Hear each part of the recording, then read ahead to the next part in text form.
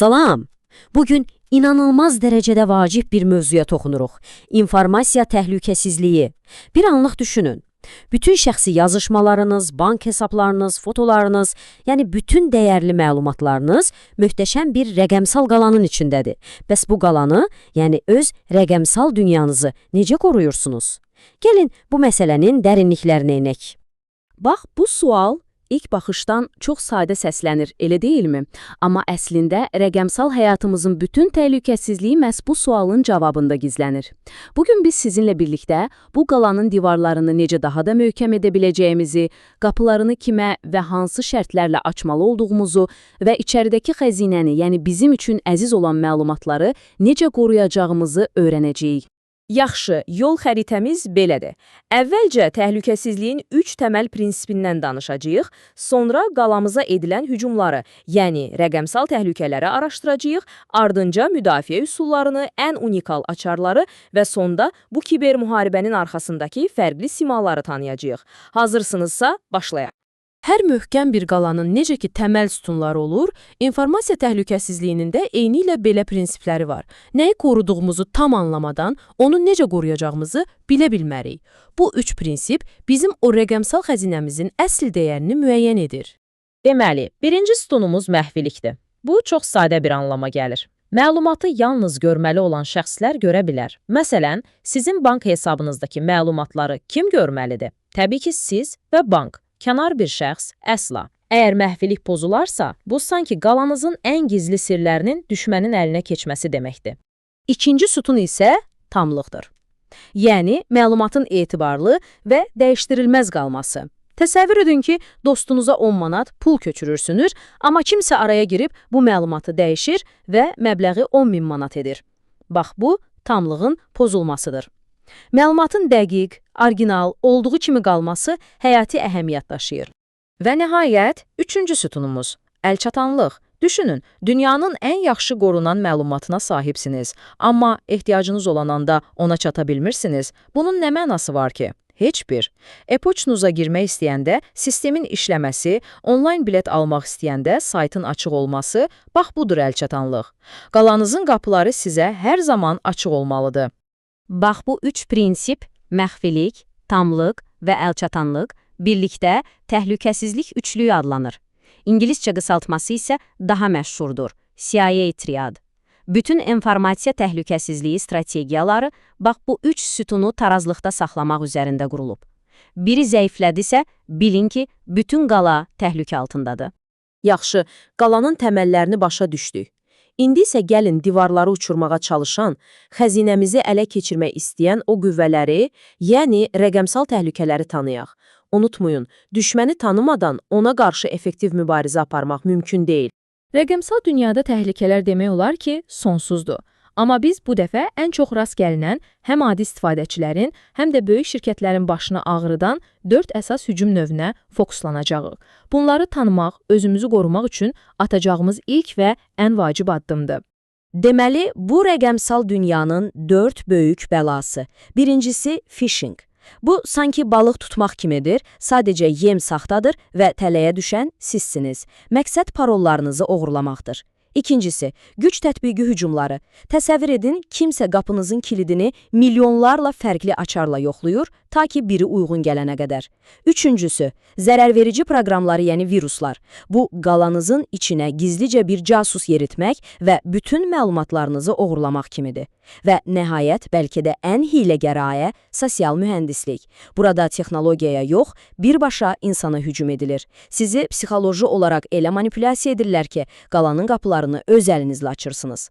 Gəlin, phishingə biraz daha yaxından baxaq. Çünki bu, ən geniş yayılmış tələlərdən biridir. Təsəvvür edin, bankınızdan gəlmiş kimi görünən bir e-poçt alırsınız. Təcili, həyəcanlı bir dildə yazılıb. Hesabınızda şübhəli aktivlik var, dərhal daxil olun. Linka tıklayırsınız, açılan səhifə bankın saytının eynisidir. Amma əslində saxtadır. Məlumatlarınızı daxil etdiyiniz anda hər şey bitir. Onlar birbaşa cinayətkarların əlinə keçir. Buradan çıxarılacaq nəticə nədir? Hər zaman, istisnasız olaraq, daxil olduğunuz saytın ünvanını diqqətlə yoxlayın. Hücumları anladıq. Yaxşı, bəs müdafiə? Rəqəmsal qalamızın əsas giriş qapısı bizim kimliyimizdir və bu qapıdan kimin keçə biləcəyinə qərar verən prosesin adı autentifikasiyadır. Gəlin baxaq, bu qapıdakı yoxlama necə işləyir. Proses əslində 3 sadə mərhələdən ibarətdir. Birinci addım identifikasiyadır. Siz qalanın qapısına yaxınlaşıb deyirsiniz ki, mən filan kəsəm. Bu sizin istifadəçi adınızdır. İkinci addım autentifikasiyadır. Qapıdakı dözətçi sizdən bunu sübut etmək istəyir. Yaxşı, filankəs olduğunu necə bilək? Siz də gizli parolu deyirsiniz. Və üçüncü addım avtorizasiya. Artıq kimliyinizi sübut etdiniz və gözətçi sizə qalanın içində hansı otaqlara girə biləcəyinizi göstərir, yəni sizə icazə verir. Amma gəlin etiraf edək, tək bir parol artıq qalanı qorumaq üçün çox zəifdir. Bu sanki tək kilidli bir qapı kimidir. Asanlıqla sındırıla bilər. Çox faktorlu avtentifikasiya isə bu qapıya bir neçə fərqli əlavə kilid taxmaq deməkdir. Məsələn, parolunuzu yazdıqdan sonra sistem telefonunuza birdəfəlik bir kod göndərir. Təcavüzkar sizin parolunuzu bilsə belə, telefonunuz onun əlində olmadığı üçün içəri girə bilməyəcək. Bu çox faktorlu sistem əsasən 3 növ sübutdan istifadə edir. Birincisi, sizin bildiyiniz bir şey. Bu sizin parolunuz və ya PIN kodunuz ola bilər.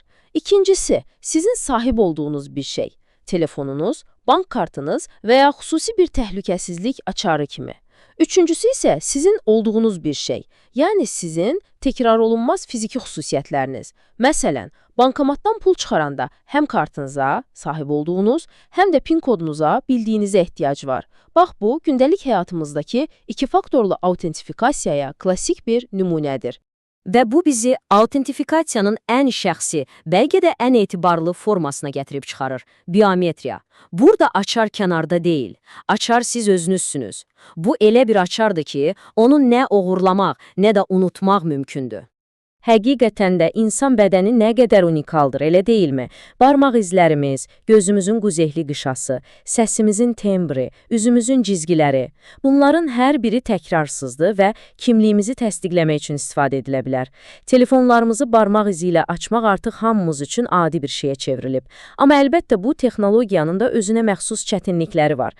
Məsələn, parolunuzu istədiyiniz vaxt dəyişə bilərsiniz, amma barmaq izinizi dəyişə bilməzsiniz. Ona görə də biometrik məlumatların qorunması xüsusi həssaslıq tələb edir. Bütün bu texnologiyalardan, hücumlardan, müdafiə sistemlərindən danışdıq, amma bir an belə unutmamalıyıq ki, bütün bunların arxasında insanlar dayanır. Kiberməkan əslində rəqəmsal qalaları quranlarla onları dağıtmağa çalışanların bitməyən mübarizə meydanıdır. Bu mübarizənin 2 əsas tərəfi var. Qara papaq hakerlər bildiyimiz pis adamlardır. Məqsədləri sistemlərə qanunsuz girmək, məlumat oğurlamaq, zərər verməkdir. Digər tərəfdə isə ağ papaq hakerlər, yəni etik hakerlər dayanır. Onlar da eyni biliklərə malikdirlər, amma öz güclərindən yaxşılıq üçün, müdafiə üçün istifadə edirlər. Bir də bu ikisinin arasında boz papaq hakerlər var ki, onlar da icazəsiz sistemlərə girirlər, amma məqsədləri ziyan vurmaq yox, sadəcə boşluqları tapıb sahibinə xəbər verməkdir. Bir növ qanunla etika arasında bir yerdə dayanırlar. Bax, bu sitat məsələni çox aydın ifadə edir. Ağ papaqlar şirkətlər tərəfindən işə götürülür ki, qəsdən onların sistemlərinə hücum etsinlər. Niyə? Çünki məqsəd qara papaqlar tapmamışdan əvvəl təhlükəsizlik boşluqlarını, yəni qalanın divarlarındakı çatları tapıb təmir etməkdir. Onlar əslində bizim rəqəmsal qalamızın ən yaxşı mühafizəçiləridir. Texnologiya, mürəkkəb parollar, biometriya. Bütün bu müdafiə vasitələrindən danışdıq, amma sonda hər şey tək bir suala gəlib çıxır. Ən güclü təhlükəsizlik sistemləri belə bir insanın kiçik bir diqqətsizliyi ilə darmadağın ola bilər. Bəlkə də sizin ən güclü müdafiə qalxanınız elə sizin öz məlumatlılığınız və diqqətinizdir. Bu barədə düşünməyə həqiqətən dəyər. Çünki rəqəmsal qalanızın ya ən güclü, ya da ən zəif həlqəsi əslində siz özünüzsünüz.